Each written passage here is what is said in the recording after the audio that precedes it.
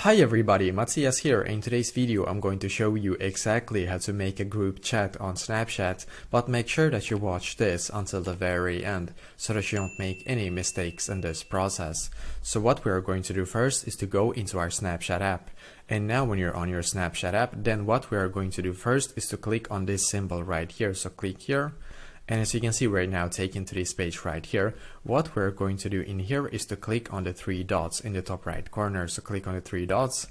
And now we're going to click where it says new chat. So click on new chat. And as you can see, we're now taken here. What I'm going to do in here is to click where it says new group. So click on new group. And as you can see, we now have like a new group, and then we need to like invite the people that we actually want to be able to be in this group as well. So I'm just going to select a few people. So you can select up to 100 people, just so you know.